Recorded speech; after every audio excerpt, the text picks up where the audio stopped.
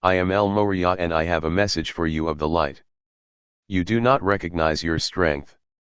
Every day, you put so much effort into strengthening your body, but you do not realize that you must strengthen your mind as well. The strongest part of you is your mind, not your body. Your body was created by your mind. Your mind is the driving force of consciousness upon your planet. Your consciousness is filtered down through your mind, and your mind decides what it will perceive and what it will not perceive. You could realistically change your entire world right now. Many of you have crossed your countries, going ocean to ocean or ocean to land, and you have created an entirely new world for yourself in having made that move. Had you stayed where you were, circumstances would have remained the same unless, of course, you change your mind. Your mind is what brings new circumstances to your life. When you believe that you can alter the weather, you can alter the weather. When you believe you can resist the virus, then you can resist the virus. It is simply what you believe. What you fear comes through to you for resolution because this is not part of Christ.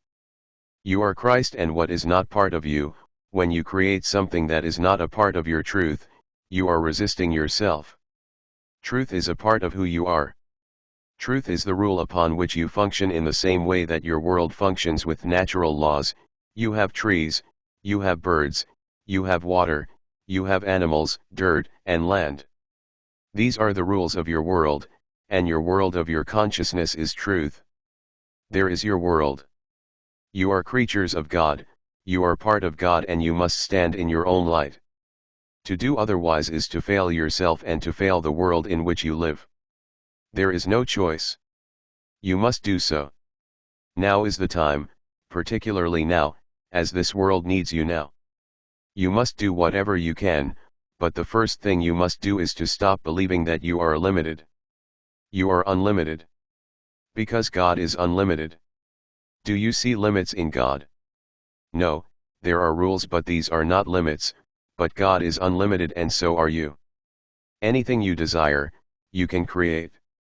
When you desire a world free of viruses, of suffering, of struggling, then you can create that world by focusing on it. You must know with absolute surety that you can create it. You are all being tested to remove your doubts, to remove your fears, because doubt comes from fears, and bring God into your life, because you are a God. You are a powerful being. You must exercise this power now. It is that simple. I remain El Morya. Do you believe that to create new circumstances for yourself that you must move your physical circumstances? But in fact you can spend your entire life where you are and just continue to attract to you that what you wish to have. Physical movement is not required. But if I want a bigger house? I ask him, and my response is, your house is a limitation that you set upon yourself. Your life is about overcoming your limitations, so when you set a life of limitation up for yourself, then you must overcome this limitation. Okay, so if I want a bigger house, that's true, many just create a bigger house all the time. Build onto what you have, or maybe the landlord will sell the apartment building and you can take 2 units. When you limit yourself, look to see if there is a way that you can change your circumstances using your mind, not your body. Thank you, El Morya. So I have another question for you, Father. I am here. I want to get a house, but it has to be one where Evo and other galactics can land their ships.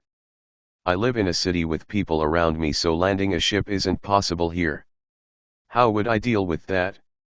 The galactics don't want to be seen by the general public and need a place that's remote, and they also specified near water. So there are physical parameters which are specified which requires your moving. Me, yes. So there's no way to create that where I am. No.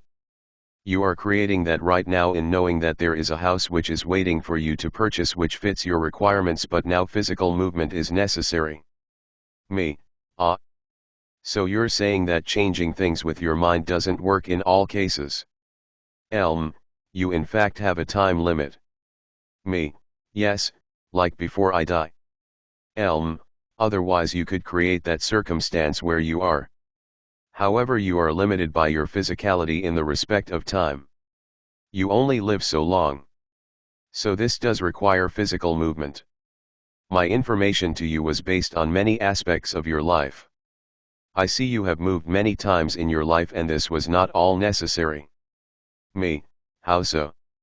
Had you used your mind you could have quieted noisy neighbors, so this accounts for the majority of problems you encountered in your places of dwelling, does it not? Me, it does. There were many noise problems. So then, using your mind to still their need to create noise or their stress, anxiety, and other such emotions that seek outlet can be done through the power of your mind. Your people engage in much physical movement and wishful thinking. As it happens, you created a much quieter place of dwelling for yourself now in your last move. Me, I needed it. You could have attracted quieter tenants for the last apartment. Movement was not necessary. Me, there were laundry soap issues too. Yes. This could have been dealt with as well at a higher metaphysical level. Yes, perhaps purchasing soap and distributing it to all tenants who use the washing room beneath you would be one solution. As it is, your desire to have the tenants upstairs removed from the building was effective because they did move. Me, yes. Took a while. To speed up these circumstances, have a more positive mindset. It directs more energy towards the magnetization of the goal. Me, what are some other examples of this, taking some from my past for example? You now desire a washing machine. Me, yes, I have a dryer and no washer. LOL. You can magnetize one for free. Me, how so? They are there. It is possible. Charity is given daily. But you understand your feelings when I said the word charity and you see that you would not wish to have a free washer because it is charity. You believe in giving, but not in receiving. Me, yes. So you would prefer to pay a minimal sum. That is the solution you think best, so you are limiting your choices. Me, yes. For the advanced student of alchemy, there is the changing of energy into other atomic structures. Saint Germaine speaks of turning ore into gold and this can be done by all of you. You believe a process of high pressure is the only way to turn coal into gold, but that is nonsense. Your science is limited and it makes you believe in limitations. It has been done already by some upon earth, the changing of ore into gold. Water into wine. Pulling a rabbit out of a hat, so to speak. Magic is very possible. You have shut off your computer with your mind as it has a crystal chip in it. Understand that as all your technology becomes more crystalline, you can affect it yourselves. It is a question of learning to work with it, and that has to do with frequency.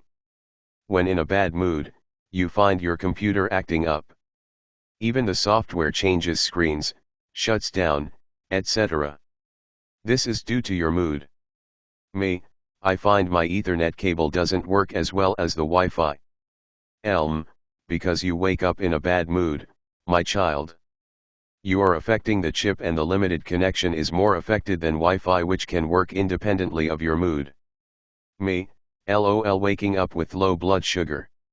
Try reinserting the Ethernet cable when your mood has improved. It will function better. You have no idea of the impact your fields have on devices around you. Me, thanks. This is very interesting. If I can think of any other examples to ask you, may I? Of course. I stop at nothing to show you your godly self. Me, thank you, Father. I am Morya.